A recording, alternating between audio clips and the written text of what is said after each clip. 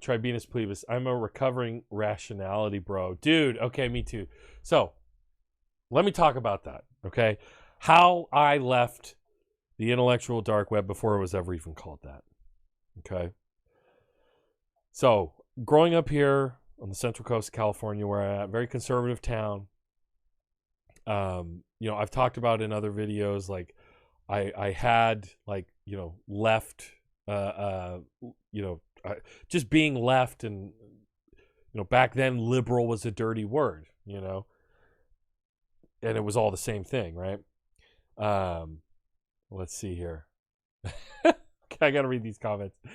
Tribunus Plebis, I'm recovering rationality, bro. It's the American atheist. Thank you, Andy. Jay Coleman, I used to blame religion for everything until I started blaming capitalism. Yeah, exactly. And then Jay Andrew, explain the tides. Yeah, you can't explain that. What's the tides? You can't explain that. So let's see. H word, me too, Jay. Okay, so guys, I think we all have a little common experience with being dudes who watch a lot of YouTube, right? And a lot of us, would burrow down these rabbit holes. And that's where we got a lot of our ideas of politics and discourse and rhetoric, was YouTube. And for a lot of us in the mid-teens and up to, when 2016 happened, we got, we became, as Tribunus Plebis here mentions, rationality bros, logic bros. And we got enamored with new atheism and Richard Dawkins and Sam Harris and Christopher Hitchens and all these people, right? Daniel Dennett, the most scholarly really of them. But, the more boring one, right? We all loved the Hitch slaps. We want to watch those videos. And when you go into, and this is the thing, for me, Hitchens was really fascinating as a journalist. I mean, for the longest time, everything pre-Iraq, he was one of the most prominent openly Marxist people in the country who would actually get onto C-SPAN, get onto the cable news shows and argue and make fools of people, and also, would mention that he was a Marxist and was super left, and not many people could, argue with him on a lot of things. Because and so really quick, I mean, and I think Hitchens deservedly pulled a lot of people into this, and his new atheism thing. I mean, I agree with people who say there's no real politics there. I think there is a type of anti-authoritarianism to it, which appeals to me. But really quick, this is a little like supercut of Hitchens on Trump. So he had some very prescient views. Like, he could see things coming and he could read things. And Andy's asking, you're going to read Ben Birch's next book, aren't you? Yeah, dude, I'm champing at the bit for that book. He's working on that book now. And the book he was working on like a year ago is only out now. So I'm going to have to wait a while for that book. I know, but I'm looking forward to it. But listen to Hitchens. This is just Christopher Hitchens' views on Trump. And just listen to what he has to say. Because some of them aren't even, I don't think, are direct questions about Trump. But might be. But just listen to this. Because some people in the audience, I have to use the word some, enjoyed your characterizations of people running. I want to try some more with you just to get, and this is quick, Donald Trump. Oh, please. Well, he's managed to cover 90% of his head with 30% of his hair. So that's an achievement. I'm sorry to see he's lost the Slovene supermodel, though. She was Al Newhart says Vola de Tour, huh? Al Newhart's upset about that today. He writes about it. If you point out to them that they've been fooled, they just gave their savings to someone who's a swamp real estate artist, they do not thank you for pointing it out. They're much more likely to blame you than the person who's just defrauded or deceived them. Yeah, talk about blaming the media. Why? Because they don't like to be told that they're gullible. People like to think that they're smart and wised up. It always makes me suspicious when, you have these apolitical businessmen saying, well, I just want to, put the country back on its feet and restore incentives and so forth. There's something, frankly, I think, sinister about it, unless the guy's prepared to say a great deal more about what his political opinions are. For example, has he ever voted before, and for whom? I'd like to know, because it's much too easy to talk, if the country can be run like USA Inc., with a real can-do guy, There's a whiff of fascism to that, I think. Let me ask Whoa, did you guys hear that? Let's hear it It again. always makes me suspicious when, you have these apolitical businessmen saying, well, I just want to, put the country back on its feet and restore incentives and so forth. There's something, frankly, I think, sinister about it, unless the guy's prepared to say a great deal more about what his political opinions are. For example, has he ever voted before and for whom? I'd like to know, because it's much too easy to talk, if the country can be run like USA Inc., with a real can-do guy. There's a whiff of fascism to that, I think. Let me ask you. There's a whiff of fascism to that, I think. So, I mean, Hitchens was a talent and a genius writer and, just amazing interlocuteur, right? And, of course, alcoholic and all those other things.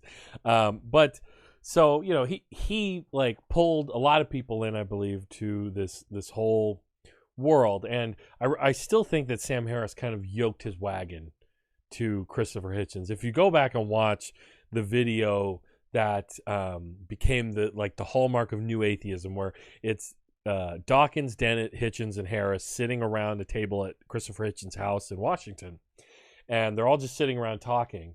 There's clear moments where Christopher Hitchens is talking down to Sam Harris, where he's kind of like, "Yes, Sam, we've all agreed on that. We can move along. Keep up. Do try to keep up, right?" And but of course, Christopher Hitchens passes away before the age of Trump. Richard Dawkins, is just kind of continually a little more irrelevant and relevant. He always made most sense when he's talking about science and evolution, and went all crazy against God. But then there's no real politics to that, except again, anti-authoritarianism. And then Sam Harris, and I listened to more hours of Sam Harris's podcast than I care to admit. And just all lectures and debates with him. Some of them are good. If you're just going to debate the merits of religion, or the veracity of God claims, yeah, that's fine. He has some zingers, right? And I paid a lot of attention to this, but really, I think for a lot of people, this was part of the sleepiness of the Obama years, where we weren't really paying it that close attention to the politics of Obama, weren't paying close enough attention to maybe how extreme the right wing was getting over Obama. We all knew the Tea Party was a joke. We all knew Fox News freaked out when Michelle and Barack did the fist bump and called it a terrorist fist jab, right? But for me, I definitely wasted a lot of time, I believe, burrowing into the New Atheism world and the logic bro thing, and that which can be claimed with no evidence can be dismissed with no evidence, and all that kind of stuff. And so it's like there's a whole segment of just online consumption that is kind of based around this and online discourse, where they're just like a lot of logic bros who learned how to argue from Sam Harris and learned how to, think they, are cultured because they drink, the same whiskey there or whatever Scotch that Christopher Hitchens would, and they've read a couple Christopher Hitchens books and Sam Harris's book or whatever. But they ignore Hitchens' politics. Some of Hitchens' best moments are long before Bush. They're during the Clinton years, even during the Reagan years, or even before that. You can see him, or maybe it was during Reagan, arguing with William F. Buckley on firing line. And so the politics are there if you're going to actually dig for it. But what really pulled me out of the IDW and this reactionary way of thinking, because I pulled myself out of it around 2015, right around when a lot of the kind of weirder people, that when the beginnings, the outline of the intellectual dark web started to form, and Dave Rubin was a big part of that, but so was Jordan Peterson, because I remember. And what's the nexus? Like, what kept this whole thing alive? What kept Sam Harris relevant? Who made who handed Jordan Peterson a career? Who handed, frankly, Gavin McInnes gave him a big platform? It's Joe Rogan, the Joe Rogan experience. And it's funny because I think a lot of people entered through this stuff from watching Joe Rogan's show. I first started watching. I first saw Joe Rogan's show back when he still did it at his house, because somebody introduced me to Doug Stanhope, and I just wanted to hear Doug Stanhope bits, and I was searching Doug Stanhope, and I found him talking with Joe Rogan at his house. Right? Oh, that's interesting. And that's how like I came across his show, and then of course it blew up. It was like the most watched show ever. But you know, Joe Rogan, everybody's mentioning Rogan, how he like, dude, he handed. I'm sorry, but Jordan, we wouldn't be talking about Jordan Peterson if Joe Rogan didn't bring him on his show to talk about Bill 316, the bill in Canada. They're going to make me call people by their preferred pronouns. Joe, get that cider away from me, right? You know, if it weren't for Joe Rogan, we wouldn't get. He brought Gavin McInnes on all the time, and be like, "Oh, he's funny, he's cool, man. He's just where we're hanging out, right?" Joe Rogan still brings on Alex Jones too. And it was around 2015 and 2016 as Trump started happening, when it became obvious what was going on, and for me, as soon as Bernie lost the primary in 2016. Or it was in 2015, right? Or was it 2015? It was Bernie, you know, turned the light back on. I believe I started looking for criticism of Sam Harris because I've been paying a lot of attention to him. That's how I found Michael Brooks.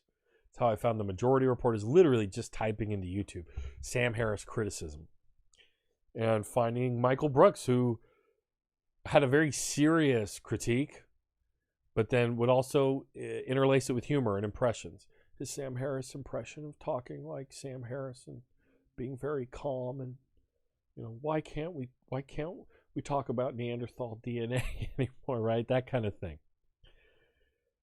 That's why I think having humor, that disarming this, is good. But then it's so depressing that we lost Michael Brooks last year, because I can't tell you how many times I've been listening to the Majority Report and hear people call in and say, Michael pulled me out of Sam Harris world. Michael pulled me out of Logic Bro world. Because so many of us were leaning left. I know I have always been left, you know, but probably didn't do enough of the work, right? Didn't do enough of the reading to understand what that really meant. And then hearing somebody who had done that work but didn't lord over you with it, actually guided you through it, right? That's what inspired me to pursue a history degree as I am now. I never wanted to hear Michael Brooks use the word ahistorical about something I'd said. Also, you know, wanted to understand, to do the work, to had that craving for knowledge that I think a lot of us have, and that, you know, you feel like it's getting scratched when you hear, you know, when you were listening to somebody like Sam Harris. But really, like, you can only hear the same bullshit yarns for so long before you realize it's like being fed empty calories or something. Let me read a couple of your comments, guys. Jay, reminds me of Alex Jones. I watched for his interviews about aliens. My friend watched for Jones's politics. He actually hated. Yeah, and that's the thing, is like, I just talked to somebody, Drew, if you're still here in the comments, who said he listened to Rogan for the MMA stuff. And I was listening for the comedians. And then, you know, it started raising my, like, you know, red flags for me when he was bringing on Gavin McInnes. He's bringing on Steven Crowder. He's bringing on these goons, really. And, you know, just picking fights with trans people, all that stuff. H-Word says he loved listening to Brooks. Me too, man. He would eat up both MR and TMBS, yeah. Andy says, tell me about it. Imagine how Michael could have thread the force the vote conversation. I don't think that there would be such a divide if Brooks was here. Yeah, man, we lost like a rudder, you know. Jay, Brooks's recognition of international socialist movements was important to me. Yeah, and it is important because, you know, centering things on materialism, on what truly unites us all, is the material realities of this society, this broken society we're living in. You realize that focusing on religion, in New Atheism, that's a distraction. It's literally just a surface. It does matter to a lot of people if you grew up in a fundamentalist situation. No, I understand, but you got to get out of that. I was lucky to not have to deal with that, and some people that's a daily struggle for them. I have nothing but respect and solidarity for people who grew up psychically, spiritually tortured by their families over religion. No question. But some people, it need, and for some people it's enough to just, they think they can just be a normal lib, vote Democratic, and that's it. But for those of us who maybe that's not the main struggle, and that's so religion's one thing, but then notice how the Sam Harris's and Dave Rubin jumped in on it, and all of this, it became no longer that God's the enemy, religion's the enemy, it became the left. And to me, the dichotomy of Donald Trump in power, attacking the free press, attacking the First Amendment from every direction. He attacked the free press. Look at the fake news, lying. Look at the media, right? Freedom of assembly. At his rallies, I mean, this is all before the election. At his rallies, Trump was saying, like, back in the good old days, we could just beat these people up, they take them away in a stretcher, right? I'll pay your legal fees. I'll pay your legal bills. He said that, right? About protesters. The Muslim ban, that was something he ran on. That's an attack on the First Amendment. The Congress shall establish no law respecting an establishment of religion. Shall pass no law. That is right there. And something Hitchens found important, not the separation, just of church from state, but the separation of you from the church. Like, you don't have to be beholden to a religious institution. But you can also be preyed upon for the religious beliefs or institution you belong to. And that's what the Muslim ban represented. So in that dichotomy, as Trump was rising and was posing this obvious, clear authoritarian threat, you had Sam Harris trying to, midwife the bell curve guy, IQ race science, trying to bring that back.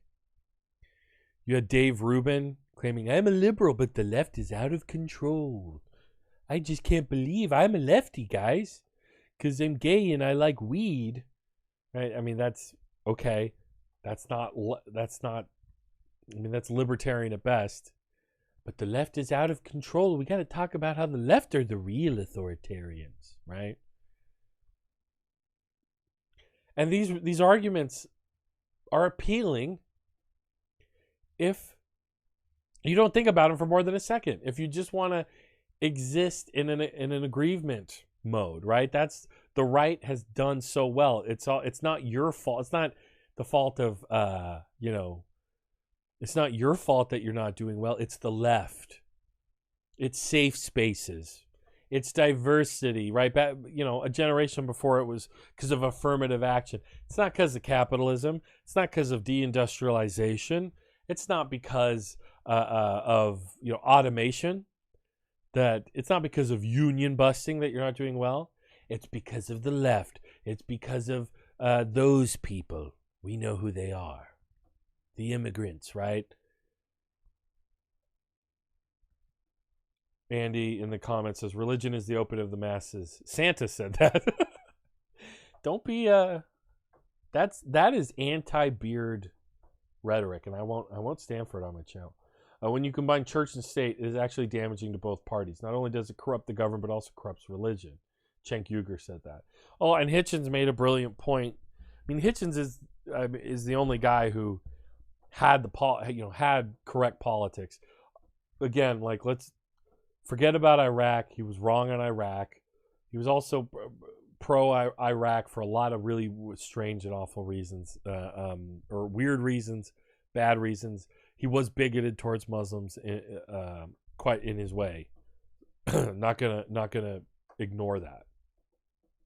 But I mean, I remember him saying about the Church of England that it like probably directly the fact that British people had to pay taxes to a church, probably why there's so many atheists in England, because they just like, what is this all about, right? It's stupid. I'm sure the idea of having a monarch is tied into that as well. Like a God ordained family has to, gets to rule over the country. But that for me was what, I mean, it cut through all the bullshit. When you saw the political moment of 2015 going into 2016, and you saw the early, very clear fascist tendencies. I mean, I'm sorry, but there were people calling George W. Bush a fascist, right? And I mean, beloved people. If you want to elevate comedians, which I understand why people have an appeal of Joe Rogan. He's a comedian. He's an everyman. He shoots deer and he does the commentary for the fights. He's a good guy. But before Joe Rogan, the everyman comedian was this guy. You began a sentence a little while ago with George Carlin. It's not a surprise. It shouldn't be a surprise. It shouldn't be a surprise that. So this is George Carlin speaking after the tragedy of Katrina, and how George W. Bush just did nothing, and FEMA did nothing, and let so many Black Americans die, or hundreds, sit on roofs waiting for help. Listen to this. Rich white men don't care about poor black people, period. So they're not high on their list. They're not high on their list. Here's the conservative. They're not high. They're not. This is, of course, Bill Maher's show. I don't care if you love me or not. They're not high on the conscious or the subconscious list of those people who are in charge of things in this country. The owners, forget these foolish elections. The owners of this country don't care about the poor in general. The owners of this country. What are we going? What is this? Karl Marx talking to me? The owners of Karl this country, Marx. the voters of this country. You're wrong about that, my friend. Aren't the owners of this country the voters in this country who elected George Bush? No, they're not. Listen, politics. These elections are a charade. It is a charade. Okay. It is. They are meant to. I want to zoom ahead real quick. If there's no hurricane. First of all, property. Can you break into tweeters whenever you want? We're talking about. I have no problem with theft. May I be honest? I have no problem with theft. It's true. But wait a sec. We're talking looting. We're not saying. Oh, this doesn't even go to the end of the clip. Hold on. I want to hear the full one. I mean, Ray Nagin is no Rudy Giuliani. Something serious that we should to stand up and tell his citizens in New Orleans. Jim, there were so many rumors. There were so many rumors about riots in shelters in Baton Rouge, about rapes of small children. Even the police chief in Baton Rouge was moved to stand up and tell his citizens, who were frightened to death, they're standing 3 hours in line in front of a gun shop to buy guns because those thugs from New Orleans are now in our city. It didn't happen. Much of what you believe happened didn't happen. But once many white people see a very few black men who are lawless, then the entire country is under attack. The warnings of fascism in the Republican Party, like the Department of Homeland Security under George W. Bush, like that stuff has been going on. I think this is the moment I was looking for. Hold on. Sneakers and smiley shirt. And the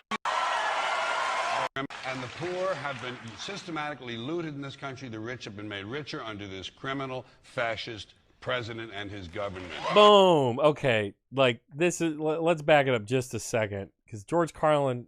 I mean, if this is the comedian you guys want to emulate, here he is. And, not Bill Maher. George Carlin. And I think Tyrone always had soggy tweeters, quite frankly. Shut up, Bill Maher. I have an addendum to that. The real looting in this country takes place in the transfer of the wealth from the poor to the rich. I'm sorry that you don't like class and the truth, my friend, but you're just stuck with it. Class and truth. And the poor have been systematically looted in this country. The rich have been made richer under this criminal, fascist president and his government. Boom. He's talking about George W. Listen to this, the follow-up. I think do you know what fascism is? You know what fascism when it comes is? to America, it You will know what not Nazis wear, it will are? not wear, no, wait, Yeah. sir, wait, You sir. know what When Nazis fascism are? You know comes what to America, it fascists will are? not be in brown and black shirts. It will not be with jack boots. It will be Nike sneakers and smiley shirts. Smiley, smiley. The fascism, Germany lost the Second World War. Fascism won it. Believe And me, actually, my friend. fascism. Damn. So, you know, he was a little wrong there. It came with red hats and a bunch of petty bourgeois, you know, CEOs and members of, you know, coming to the Capitol, flying, you know, with the money. One flew on a private jet to try to overthrow American democracy. J. Andrew World. I love how right wingers think Carlin was one of them. Exactly. Because in sometimes he would criticize, you know, political correctness and whatnot. But you know, the warning signs in the Republican Party have been there a long time. You know, it just hate, like the authoritarians on the right used to have a little more class about it. You know, they weren't so over the top, bloatedly, you know, authoritarian, fascistic, right? And you know, so for me, coming from this is what the stuff I paid attention to, and then I got down this avenue of the, you know, what later became called the IDW. It's funny because it didn't. I don't think it was, that term was really coined until the Weinstein brothers really got involved. They are just ridiculous, and they that was that 2016 or 2017, Trump's first year, when Barry Weiss wrote that embarrassing New York Times piece about the IDW, you know, and of course, you know, Ben Shapiro's among the IDW, right? One of the biggest hack wannabe logic bro conservatives. So facts don't care about your feelings, right? And it just makes total sense that that's who Dave Rubin would line up with, and you know, under this, and Sam Harris under this whole guise of we're intellectuals, we're so intellectual we have to say it, and we just want to, you know, talk about the ideas that can't be talked about, like race science, debunked race science, or you know, how bad the left is and they're canceling us and they're criticizing us. You know,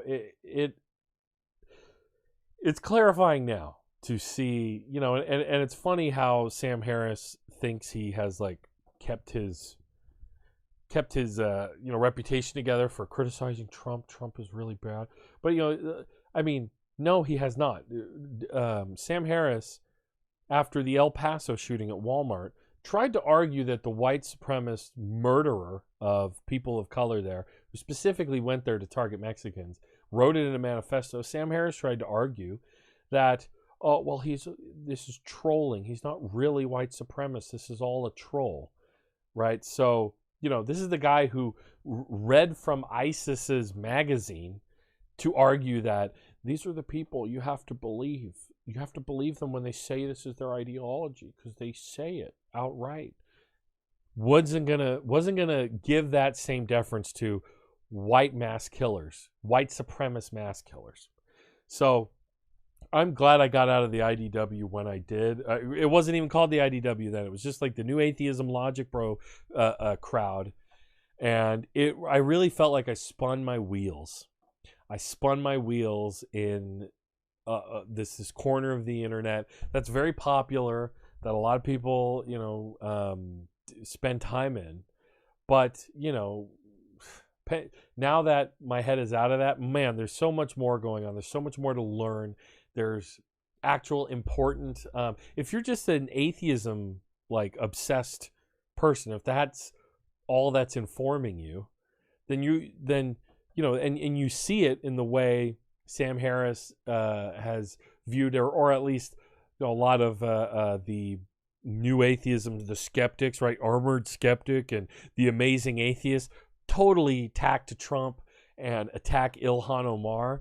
You know, if atheism is your only thing, you're not going to look at Ilhan Omar and see an ally, are you? I'm sorry, but Ilhan Omar is a fantastic politician who should give you hope. This isn't worshiping politicians, bro. This is about building a movement that can actually gain some kind of institutional power over time. Okay, that's where I am on that, and I'm just so glad that we had Michael Brooks for as long as we did to clarify these things, to use words like ahistorical about Sam Harris's depiction of Islam, to talk about what the arguments Jordan Peterson is making about lobsters. Lobsters have a hierarchy, everybody. Lobsters have a hierarchy. My Jordan Peterson very quickly could turn into Dr. Evil, right? But this whole idea that the right wants to naturalize hierarchy and just say this is just an inevitability because of nature, the social Darwinism inherent in their ideology, ignoring that these are constructs, that capitalism is a construct. It's not a tree that sprouted out of the ground. It's something that our primate species built, like the pyramids, like the Capitol building we all saw get stormed a month ago. All of that.